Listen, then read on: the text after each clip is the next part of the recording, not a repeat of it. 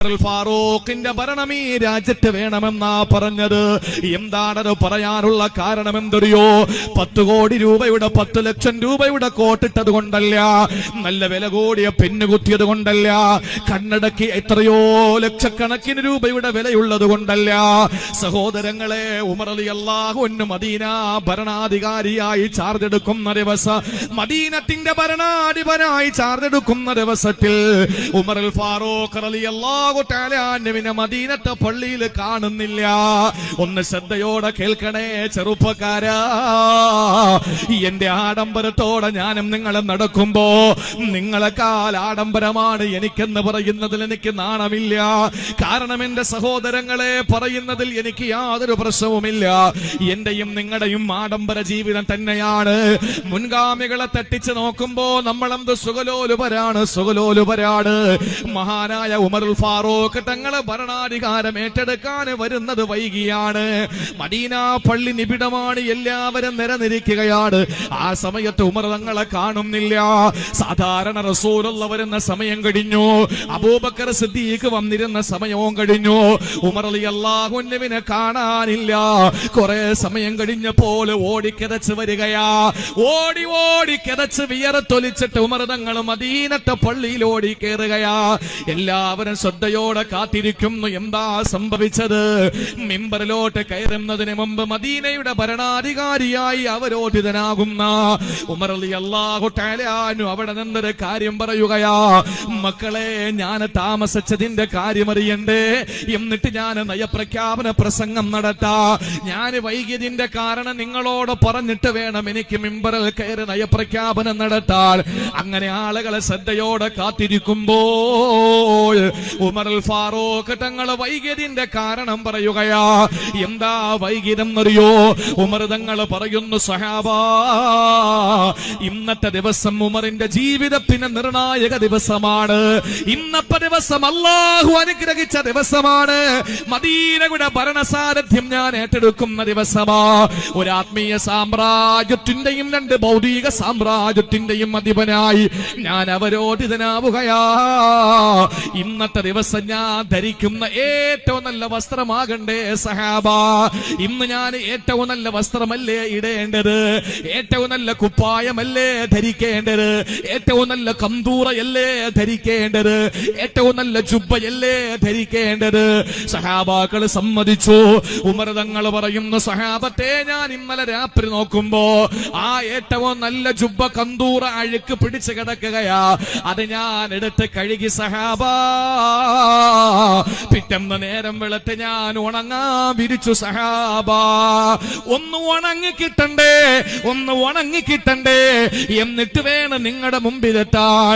ഉണങ്ങിയത് പകുതിയാണ് ഞാൻ എടുത്തിട്ട് കൊണ്ടുവന്ന് ഇനിയും നിന്നാ വൈകി പോകുമെന്ന് പേടിച്ചുകൊണ്ട് സഹാബത്തിന്റെ കാര്യം മനസ്സിലായി. നോക്കുമ്പോൾ മദീന പള്ളിയുടെ മിമ്പറിലേക്ക് ഉമർ തങ്ങൾ നയപ്രഖ്യാപനത്തിന് കയറുകയാ.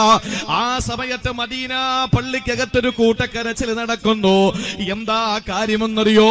കൂട്ടക്കരച്ചിലാണ്. സ്വഹാബാക്കൾ ഒരുമിച്ചിരുന്ന് പൊട്ടിക്കരയുകയാ. മദീന പള്ളി ഇതുപോലൊരു കരച്ചിലിന് 2 സമയത്താണ് സാക്ഷ്യം വഹിച്ചത്. ഒന്ന് ആദരവായ പ്രവാചകന്റെ വഫാത്തിന്റെ സമയത്ത്, അതിനുശേഷം ബിലാൽ തങ്ങൾ എനിക്ക് ഇനി ബാങ്ക് കൊടുക്കാൻ കഴിയില്ലെന്ന് പറഞ്ഞ് എന്റെ ഹബീബിനെ കണ്ട മദീന, എന്റെ ഹബീബില്ലാതെ എനിക്ക് മദീനത്ത് വേണ്ട. എന്റെ റസൂലുള്ളാഹി കേട്ടുകൊണ്ട് നിൽക്കുമ്പോൾ ഞാൻ കൊടുത്ത ബാങ്ക്, എന്റെ റസൂലുള്ള കുബ്ബത്തുൽ ഖദ്റായിൽ കിടക്കുമ്പോ, റൗളാ ശരീഫിനകത്ത് കിടക്കുമ്പോ ഞാൻ എങ്ങനെയാണ് ബാങ്ക് കൊടുക്കുക? ഇല്ല, എന്നെ കൊണ്ട് കഴിയില്ല.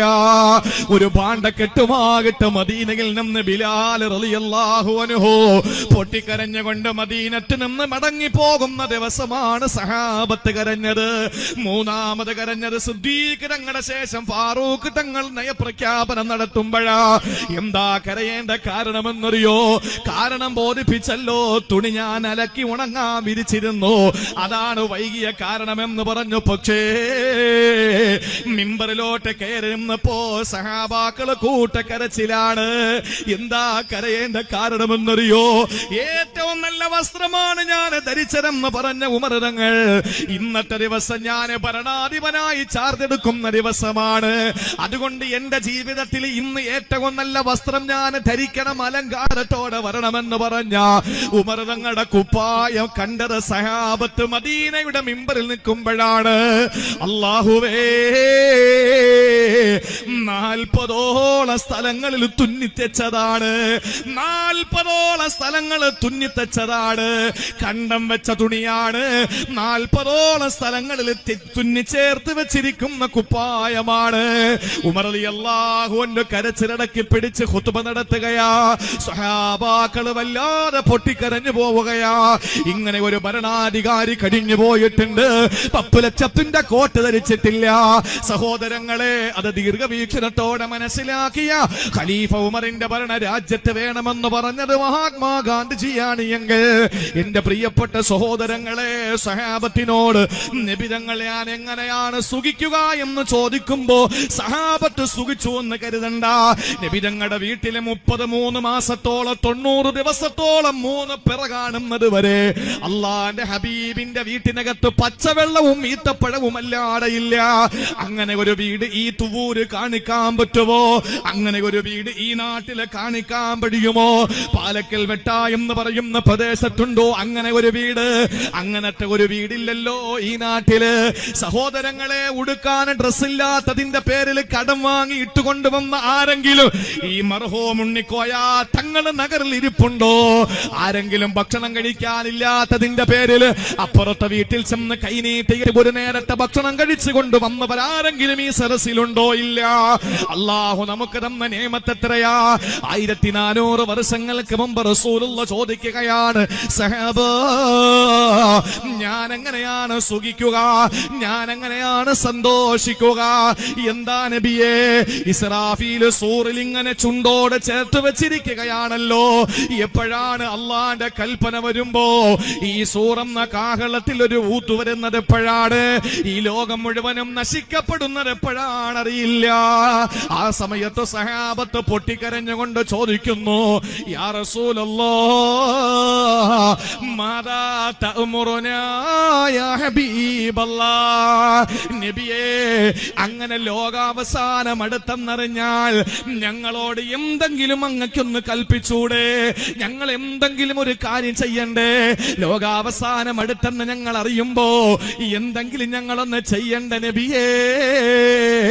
ആ സമയത്ത് അല്ലാഹുവിന്റെ റസൂൽ പറയുകയാണ്, ഖൂലൂ ഹസ്ബുനല്ലാഹു വനിഅമൽ വകീൽ. എന്നെ കേൾക്കാൻ വേണ്ടി വന്ന സഹോദരങ്ങളെ, എന്റെയും നിങ്ങളുടെയും ചുണ്ടുകൾ ചലിക്കേണ്ടത് ഇതുകൊണ്ടാണ്. ഹസ്ബുനല്ലാഹു വനിഅമൽ വകീൽ, ഹസ്ബുനല്ലാഹു വനിഅമൽ വകീൽ.